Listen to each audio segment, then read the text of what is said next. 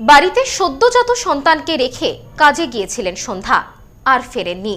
5 বছর পর মেয়ের মর্মান্তিক মৃত্যুর ঘটনায় দোষীদের শাস্তির দাবি মায়ের। সদ্য লন্ডন থেকে চোখের অপারেশনের বিশেষ প্রশিক্ষণ নিয়ে ফিরেছেন ডাক্তার মোনাজির হোসেন। বনগাঁতে এই সর্বপ্রথম কোলফেকো, টোরিক, মাল্টিফোকাল ছানি অপারেশনের জন্য আসুন বনগাঁ আই কেয়ারে। রাজ্যে পালাবদলের পর এক অসহায় মায়ের করুণ আর্তি। 5 বছর আগে ঘটে যাওয়া এক মর্মান্তিক ধর্ষণ ও খুনের ঘটনায় দোষীদের শাস্তির দাবিতে অসহায় মা। বারুইপুরের ঘটনা দেখে আশায় বুক বেঁধেছে নতুন করে। 5 বছর আগে হিঙ্গলগঞ্জের গোবিন্দকাটির বাসিন্দা উষা মণ্ডলের মেয়ে সন্ধ্যা মণ্ডলের মৃত্যুর বিচারের দাবি অসহায় মায়ের। জানা গেছে, গোবিন্দকাটির বাসিন্দা সন্ধ্যা মণ্ডল বাপের বাড়িতেই থাকতেন। তার বিয়ে হয়েছিল, কিন্তু সে সম্পর্ক বেশি দিন টেকেনি। সেই সময় সে তার সদ্যজাত পুত্র সন্তানকে নিয়ে বাপের বাড়িতে থাকতে শুরু করে। অভাবের সংসার, বাধ্য হয়ে কোলের সন্তানকে মায়ের কাছে রেখে কাজে যেতেন সন্ধ্যা। জানা গেছে, এলাকার বিকাশ মণ্ডল এবং রূপা মণ্ডলের বাড়িতে তিনি পরিচারিকার কাজ করতেন। এভাবেই চলছিল দিন। কিন্তু হঠাৎ করেই 6 জানুয়ারি 2021 সালে সন্ধ্যা 6টার সময় কাজের জন্য তাকে বাড়ি থেকে ডেকে নিয়ে যায় বিকাশ মণ্ডলের স্ত্রী রূপা মণ্ডল।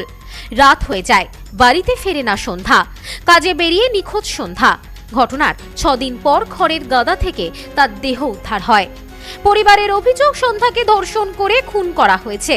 কিন্তু এই ধর্ষণ এবং খুনের ঘটনায় সন্ধ্যা মণ্ডল এখনো পর্যন্ত কোনো বিচার পায়নি। পরিবারের অভিযোগ, গরিব হওয়ায় তারা সঠিক বিচার পায়নি। 2021 সালে ওই সময় বিজেপি নেত্রী অগ্নিমিত্রা পাল ঘটনাস্থলে এসে প্রতিবাদের নেতৃত্ব দিয়েছিলেন, কিন্তু কোনো বিচার হয়নি। রাজ্যে পালাবদল ঘটেছে। এখন পরিবার নতুন করে বিচার চেয়ে মুখ্যমন্ত্রীর কাছে আবেদন জানিয়েছেন। চলতি সপ্তাহে বারুইপুরে গণধর্ষণ এবং খুনের ঘটনায় অভিযুক্তকে এনকাউন্টারের পর নতুন করে আশায় বুক বেঁধেছে সন্ধ্যার মা।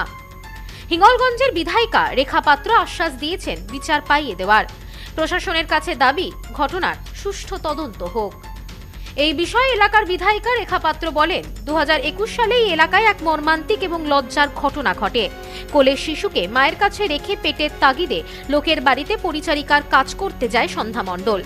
সন্ধ্যা মণ্ডল কাজে গিয়ে আর ফেরেনি। রাজ্যে পরিবর্তন হয়েছে, যারা অন্যায় করেছে তাদের সকলেই শাস্তি পাচ্ছে।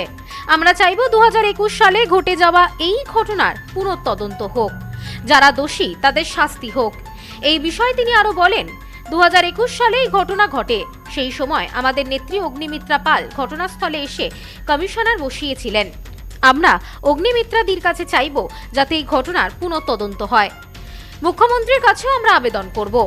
অবশ্যই আমরা ওনার বিচার পাইয়ে দেওয়ার জন্য আমাদের যা যা করার আমরা করব। এবং আপনারা জানেন, ওনার সন্তান যেবার গণধর্ষণের শিকার হন, খুনের শিকার হন, সেই 2021 সালে কিন্তু এখানে ওই খুনের মামলায় আমাদের যে অগ্নিমিত্রা পাল উনি কিন্তু এখানে কমিশনার বসিয়েছিলেন। আমরা বিশেষ করে অগ্নিমিত্রাদিকে একটু এই কেসের ভিতরে ইনভলভ রাখবো, কেননা উনি সবটা ওনার জানা, কেননা উনি এখানে কমিশনার বসিয়েছিলেন, লড়াই করেছিলেন।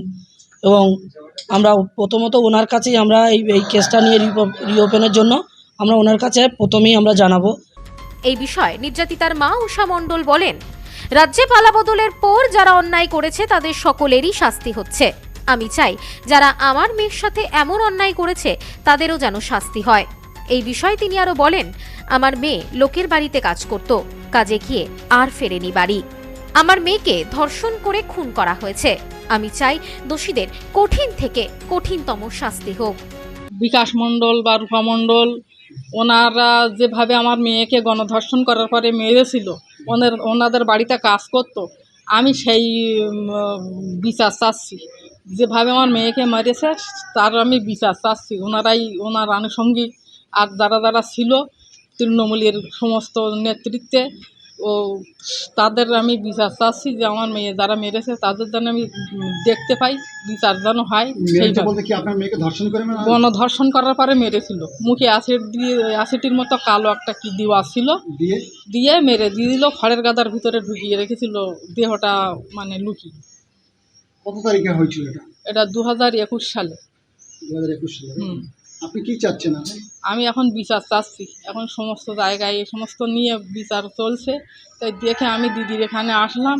এনাকে আমি এই বিচারটা জানাচ্ছি। ব্যুরো রিপোর্ট, নিউজ স্নোম্যান্সল্যান্ড, সন্দেশখালী।